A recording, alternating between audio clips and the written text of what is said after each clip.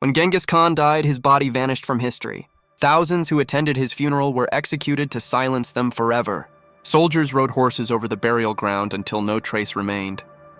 And then, according to legend, an entire river was diverted to flood his tomb, sealing it beneath earth and water for eternity. 8 centuries later, the world's most powerful conqueror remains missing. No grave, no monument, no royal script or record of his resting place. Just whispers carried through the Mongolian winds of raiders, curses, and a secret so well kept, even the earth refuses to give it up. In today's episode of Nutty Time Tales, we'll dig into the strange disappearance of Genghis Khan's tomb, from the brutal lengths his followers went to hide him, to the modern-day archaeologists who risked their lives to find him. We'll explore legends of cursed expeditions, rivers turned into graves, and why one man's death sparked centuries of silence. Because sometimes the greatest empire ever built ends not with a battle, but with a mystery buried beneath our feet. Picture the world in 1227. The Mongol Empire is a storm stretching from the Pacific Ocean to the Caspian Sea, a living nightmare for kingdoms unlucky enough to lie in its path. And at the center of that storm stands one man, Genghis Khan, the supreme ruler of the Mongols. The man whose name alone could make cities surrender before the first arrow flew, but even the strongest conqueror can't defeat time. That summer, while leading a campaign against the Tangut Kingdom in northwestern China, Genghis Khan suddenly fell ill, or, depending on which version you believe, was fatally injured in battle. Some say he was thrown from his horse and crushed under it. Others whisper he was struck by an arrow, or even murdered by a vengeful princess captured and abused who hid a blade in her garments. The Mongols recorded nothing officially. His death, like so much of his life, was wrapped in secrecy. What we do know is that by August 1227, the great Khan, the man who had reshaped the world, was dead. And yet, somehow, no one saw his tomb. Tradition demanded an emperor's funeral that shook the heavens, processions, banners, mourners, monuments. But when Genghis Khan died, his generals did the exact opposite. They covered up his death until the war was finished. His soldiers kept fighting, hiding the truth so enemies wouldn't take advantage. Not a single messenger was sent home. No temple was built, no songs sung. It's said that when his body was finally carried back toward Mongolia, it was done in total silence, through deserts, mountains, and steppe under cover of night. Now, here's where it turns from secretive to absolutely chilling. As the funeral procession passed through villages, everyone who saw it was killed. Witnesses, travelers, even animals, all slaughtered to erase the trail. The Mongols, who had once burned cities to ash, now turned their brutality inward, all to protect their leader's secret resting place. When they reached the sacred mountains of Mongolia, the story goes his followers buried him without a single mark. Then they trampled the ground with thousands of horses, flattening it until no sign of a grave remained. And finally, to finish the job, they diverted an entire river, letting it flow over his tomb, turning his burial site into a watery grave no one could ever reach again. Imagine the loyalty, or fear, it takes to bury your godlike leader and then erase every trace of him from existence. After the burial, the soldiers themselves were executed, slain by the next group of guards who in turn were executed by another. This endless cycle of death ensured that no one alive could reveal the tomb's location. It's like a historical chain reaction of silence. The Mongols turned their emperor's burial into a ritual of total erasure, sealing the secret in blood. For centuries afterward, not even Mongolian shamans, the spiritual keepers of their people, dared to speak of where Genghis Khan lay. His resting place became not just hidden, but forbidden. No one built a monument, no tombstone, no golden dome. Just the earth, the river, and the wind, guarding the bones of history's greatest conqueror. Imagine a place where the land itself feels alive. Silent valleys, endless grasslands, and mountains that seem to watch you back. In northern Mongolia lies such a place. Burkhan Khaldun, the sacred mountain believed to guard the tomb of Genghis Khan. This isn't just any mountain. To the Mongols, it's a spiritual heartbeat, the cradle of their history, and the supposed final resting place of the man who created the largest empire ever known. But here's the strange part. For 800 years, no one has dared to dig there. not archaeologists, not treasure hunters, not even Mongolians themselves. Because Burkhan Khaldun isn't just sacred, it's forbidden. According to Mongol tradition, Burkhan Khaldun was where Genghis Khan was born, and where he first sought refuge as a young warrior escaping his enemies. He often returned there to pray, facing the rising sun, thanking the mountain for his victories. When he died, his loyal men vowed to return him to that same mountain, to the earth that had protected him when he was nothing, before he became the scourge of the world. From that moment, Burkhan Khaldun became a living shrine. Mongol chronicles described it as a place where heaven meets the earth, a sacred link between the divine and mortal realms. Shamans warned, disturbing it meant disturbing the spirit of the Khan himself. Even centuries later, Mongolian herders still perform small rituals when they pass near the mountain, whispering prayers, leaving offerings or turning their horses away out of respect. To them, it's not superstition. It's survival, because those who disrespect the mountain tend to vanish. Here's something fascinating and disturbing. Burkhan Khaldun was one of the first no-go zones in human history. The area around the mountain, known as the Ik Korig, the Great Taboo, was declared sacred and off-limits to everyone except the Khan's descendants and elite guards known as the Dark Had. And these guards were no ordinary sentries. They were part warrior, part priest, men whose families swore eternal loyalty to protect the Khan's resting place. For generations, they patrolled the area, killing any trespassers without hesitation.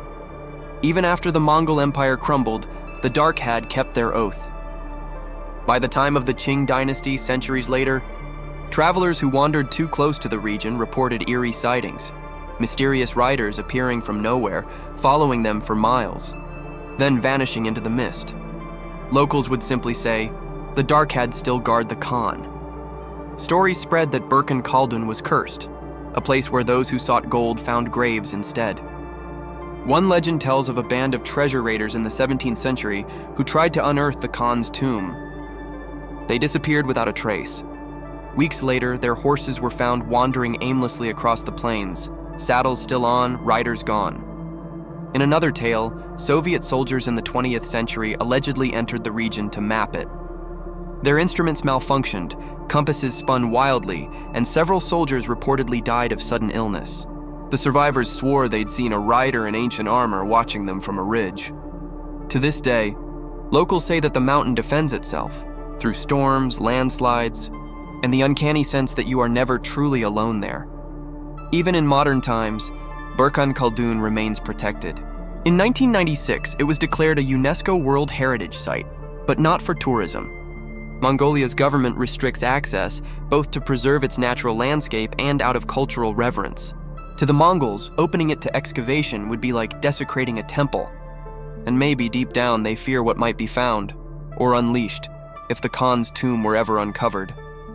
8 centuries of silence, guarded by superstition, loyalty, and fear. It's a land where history whispers, but the earth refuses to answer. For 800 years, Genghis Khan's resting place has been a riddle whispered through dust and rumor. Every generation has its own chosen ones, who believe they'll be the ones to finally find it. And every generation somehow walks away empty-handed. If they walk away at all. Let's start with the first modern attempt to crack the code of the Khan's disappearance. A mission born not of curiosity, but of ideology. In the 1920s and 1930s, Soviet authorities took control of Mongolia, turning it into a communist satellite. The Soviets weren't fans of religion or ancient superstition. To them, Burkhan Khaldun was just another mountain. They wanted proof that Genghis Khan, the national hero, could be reclaimed as a tool for propaganda, a symbol of power that could be harnessed for their empire. So, they sent a series of secret expeditions to locate the tomb. One of the most notorious was led by Pyotr Kozlov, a respected archaeologist who had excavated other Mongol-era ruins. His team was equipped with early mapping tools and a mission from the Kremlin: find the Khan's grave, whatever it takes. But almost immediately, strange things started happening. Local guides refused to continue past certain points. Equipment malfunctioned. Kozlov himself reported bizarre compass readings, as if the mountain did not wish to be mapped. Then, mysteriously, the Soviet files on his expedition vanished. Later records mention his team being reassigned, but no official report was ever released. The Mongolian elders called it divine punishment. The Soviets called it an inconclusive survey. Either way, the mountain won, jumped to 1945 near the end of World War II. Japan's Kwantung Army occupied large parts of Manchuria and had begun probing into Mongolia. Their interest? Hidden treasure. Rumors of gold, relics, and artifacts buried with Genghis Khan had reached the Imperial Army, and a covert archaeological team was dispatched to find them. According to post-war testimonies, the group entered the Khenti Mountains and never returned. Decades later, local herders claimed they'd found rusted Japanese helmets and decayed camp gear scattered in the forest. No remains, no weapons, just silence. To this day, Japanese military records list the team as missing during operations. But Mongolian folklore has another explanation. The Khan's ghost does not forgive greed. Fast forward to the 21st century. The tools are better, the satellites sharper, and the money, well, a lot more impressive. In 2001, an American researcher named Maury Kravitz launched what was, at the time, the most ambitious search for Genghis Khan's tomb ever attempted. Backed by major universities and investors, he spent over a decade gathering historical texts, ancient maps, and local legends to pinpoint the burial site. Kravitz was convinced the tomb lay in the Khenti province, near the Onan River. His plan was to use ground-penetrating radar and aerial imagery to locate possible burial mounds while respecting Mongolian laws against excavation, but fate, and maybe the Khan, intervened. Shortly after finalizing his survey route, Kravitz fell seriously ill and passed away in 2012, just before his mission was to begin. His research notes mysteriously went missing. To this day, they've never been published or recovered. In 2015, another American-led team, the Valley of the Khans Project, partnered with the Mongolian government and National Geographic. They used drones and satellite imagery, scanning over 600 square miles of terrain around Burkhan Khaldun. The project became a global sensation. Millions followed the updates online. But as the data started coming in, something strange happened. Key image files from several drone flights were corrupted. Hard drives malfunctioned. Some GPS tracks disappeared. The team brushed it off as technical glitches. But then locals started warning them.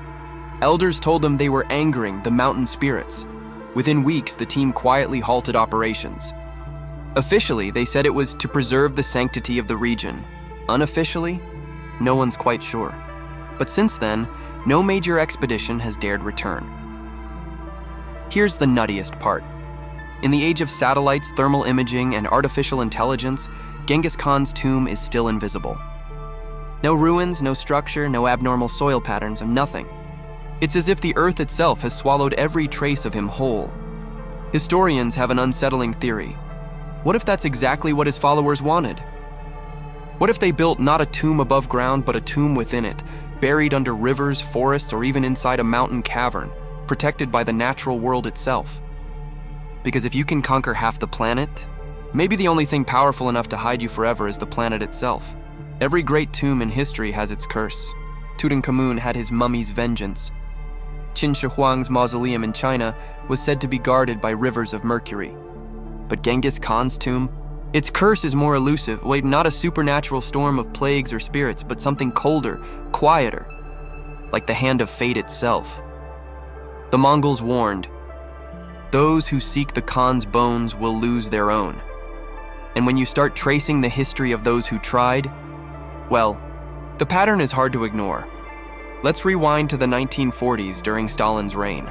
A classified Soviet operation, rumored to be called Project Khalkha, allegedly sent a group of archaeologists and geologists into northern Mongolia. Their mission: uncover archaeologically significant relics, code many historians now believe, for the tomb of Genghis Khan. One of the few surviving reports, declassified decades later, describes a radio transmission abruptly cut short. "We found something unusual in the soil composition, metallic fragments possibly. Then static. Then nothing." Weeks later, a recovery team found the camp, abandoned. Equipment smashed, tents ripped open, and personal belongings left behind. But not a single body. The Soviet government dismissed it as unnatural disaster. But local Mongolian witnesses claim to have seen a storm rise from the mountain that night, as if the sky itself was angry. The site was never revisited, and the team members' names? Purged from Soviet archives. Fast forward to 1990. The Cold War is ending. Mongolia opens up to the west and a new wave of explorers arrives. Scientists, filmmakers, and adventurers, all hoping to be the ones to lift history's biggest veil. Among them was Dr. Karl Lang, a German anthropologist who'd spent years studying Mongol burial customs. He and his team set out toward the Onan River region, guided by satellite images and Mongolian folklore. Their notes, recovered from colleagues after Lang's death, describe strange phenomena during their expedition, unexplained animal behavior, equipment dying without reason, nightmares shared by multiple members of the group. Lang wrote in his journal, "It feels as though the ground itself is aware of us." Days later, Lang fell ill with what was described as a sudden, aggressive infection. He was airlifted out but died before reaching the hospital. The team abandoned the mission. His samples and camera rolls were confiscated upon return to Germany. Official cause: septicemia due to an insect bite. Unofficial whispers? The curse of the Khan. You'd think in the digital age, ancient curses would fade away, but the ghost of the Khan seems to have adapted remarkably well. In 2017, a small YouTube archaeology channel announced a crowd-funded mission to locate potential burial zones near Burkhan Khaldun. They posted live updates, drone footage, soil analysis, and interactive maps. Then, halfway through the series, the channel vanished. All videos were deleted, their website domain redirected to an unrelated Mongolian tourism page. The internet, being the internet, exploded with theories: government censorship, cultural backlash, or something darker. One archived post from their lead researcher read, "We saw something we shouldn't have. Stopping all uploads for now. No one's heard from the project since. Coincidence? Maybe. But even skeptics admit, there's something uncanny about how every search for the Khan's tomb seems to end the same way. Sudden, silent, and unsolved. Let's tally it up, shall we? Soviet scientists disappeared. Japanese expedition vanished. Western explorers dead or missing. Digital researchers erased. Different centuries, different tools, same outcome. No one gets close, and those who try pay the price. Historians call it logistics. Locals call it karma. But deep in the Mongolian steppe, people still whisper that the great Khan protects his peace, that his followers' last oath, to defend his grave for eternity, is still being honored, just not by the living. Because when you bury a man who conquered the world, maybe the world itself becomes his guard. For centuries, his disappearance was treated like a legend, something sacred, untouchable, and half mythical. But modern technology has a way of turning myths into maps. And in the last few decades, archaeologists and scientists have been trying to do just that: find the world's most powerful man by studying the Earth itself. The first big clue comes not from folklore, but from geography. Historical records describe the Khan's funeral procession heading north from western Xia territory, crossing the Gobi Desert, and entering the Mongolian highlands near the Onan and Kurlan rivers. Those two rivers, if you trace them, flow toward the sacred mountain, Burkhan Khaldun. That triangle of land, wild, isolated, dense with forest and shifting riverbeds, fits every clue written in the secret history of the Mongols, the oldest surviving Mongolian chronicle. It's in this triangle that researchers believe something extraordinary might lie buried. You see, Mongols in the 13th century had a unique burial custom. Unlike Egyptians or Chinese emperors who built monumental tombs, Mongols buried their dead deep underground, often in natural caverns, then covered the ground so completely that even decades later, no trace remained. They believed true honor came from returning to the earth unseen. But Genghis Khan wasn't just any man. He was the empire. So his burial would have been on another level, a secret orchestrated by thousands meant to last forever. Some modern researchers think that diverting a river to hide the tomb might not be a legend at all. Geological surveys around the Onan River show evidence of ancient unnatural channels, as if the river was indeed redirected centuries ago. If true, his tomb might literally lie beneath a riverbed, sealed under layers of mud, stone, and time.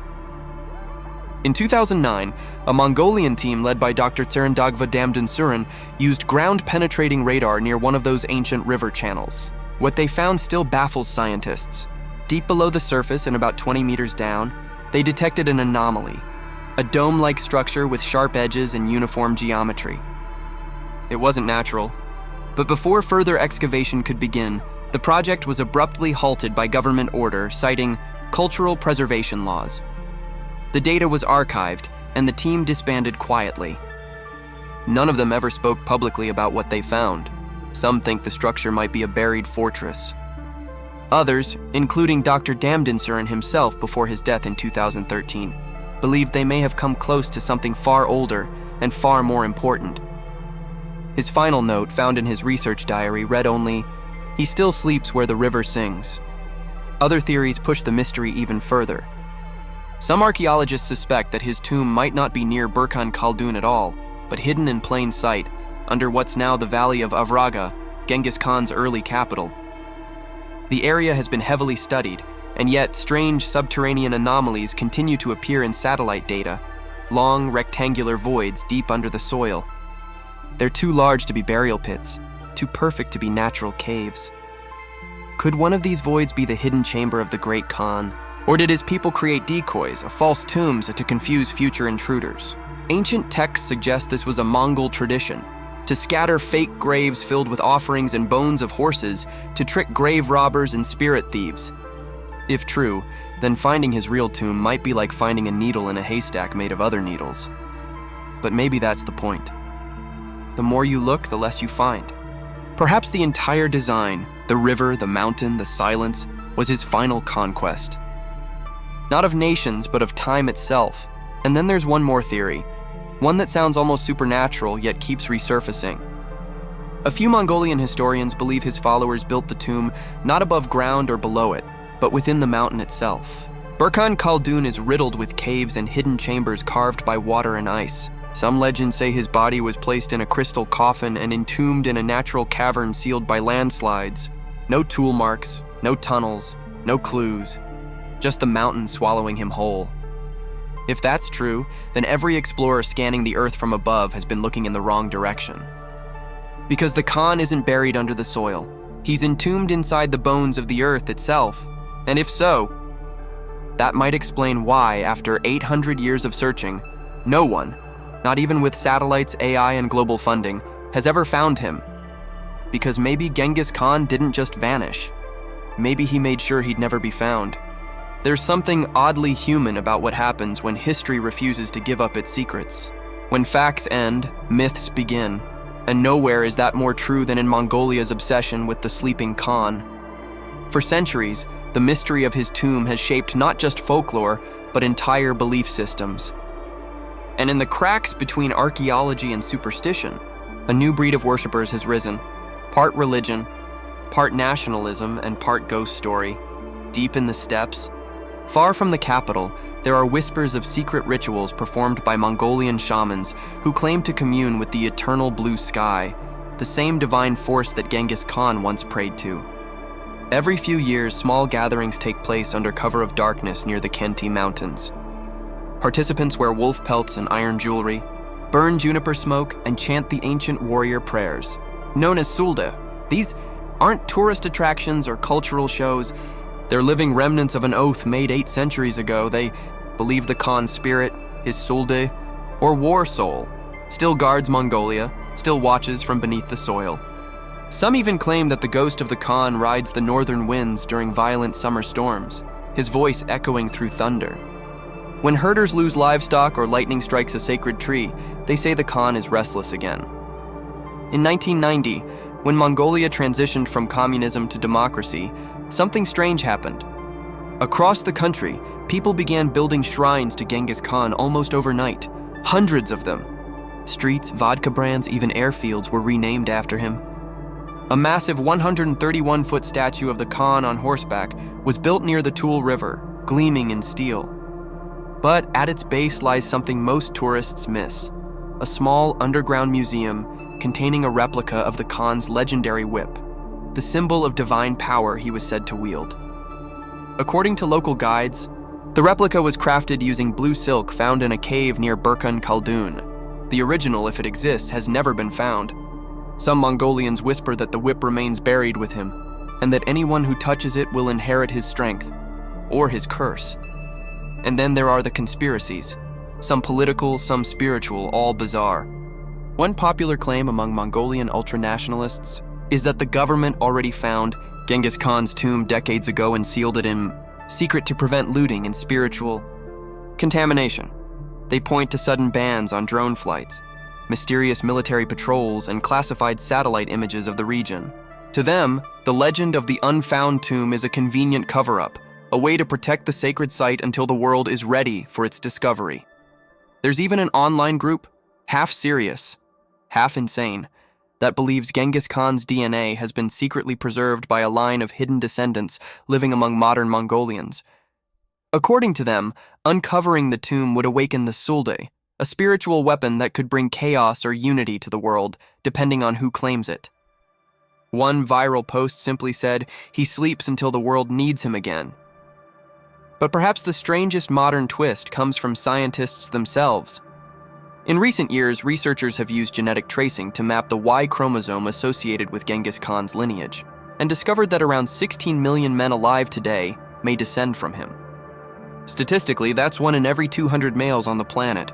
If you think about it, that's not just a bloodline, that's an invisible empire. A ghost army of descendants walking the earth, carrying fragments of his DNA. The Khan may have vanished physically, but genetically, he's still conquering, and maybe that's the real curse. The tomb isn't the source of his power, we are. Every new generation that tries to find him, tell his story, or profit from his mystery is just continuing the cycle he started. Endless expansion. He wanted his name to last 1,000 years. 800 years later, here we are, still talking about him, still searching, still feeding the legend. It's as if by erasing himself, he ensured we'd never stop looking. So here we are, 8 centuries after a man who changed the world vanished into myth. Genghis Khan, the warlord who united tribes and tore empires apart, left behind no throne, no golden tomb, no marble statue. Just a whisper across the Mongolian steppe and a story that refuses to die. Every empire he crushed left behind ruins. Every king he faced left behind bones. But Genghis, he left behind a question powerful enough to outlive him. Where is he? And maybe that's the point. Maybe his greatest conquest wasn't land or kingdoms. It was time itself. By disappearing so completely, he made himself eternal. The moment he ordered his tomb to be hidden beneath rivers and blood, he created a story that would keep us digging forever. A story that turned every archaeologist into a believer, every skeptic into a dreamer.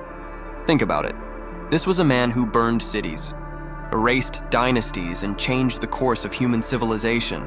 And yet, the one thing he didn't destroy was his own mystery. He left that alive like a spark in the sand, and that spark has grown. It's in every map search of Khenti province, every late-night expedition whispering about the curse, every Mongolian shaman chanting to the sky, every DNA test that claims to trace back to his seed, every single person who has ever looked at a mountain and wondered if beneath it lies the body of the man who once ruled the world. It's almost poetic.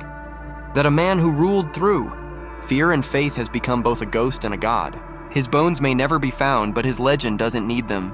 Because what truly keeps Genghis Khan alive isn't buried under rivers or guarded by curses. It's us, the ones still telling his story.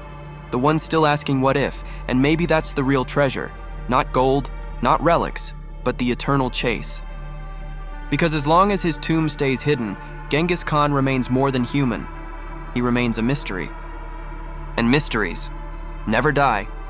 So next time you hear thunder rolling across the Mongolian plains, remember, maybe it's just the weather. Or maybe, somewhere under the endless steppe, the Khan stirs again, watching, waiting, guarding his secret. And that's the nuttiest part of all.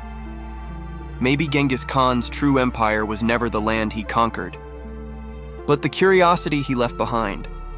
If you enjoyed diving into this bizarre, dark, and fascinating corner of history, hit that like button. Share this story with your fellow history junkies, and subscribe for more Nutty Time Tales, where we bring you the weirdest, wildest stories the past has to offer, because history isn't just about what happened.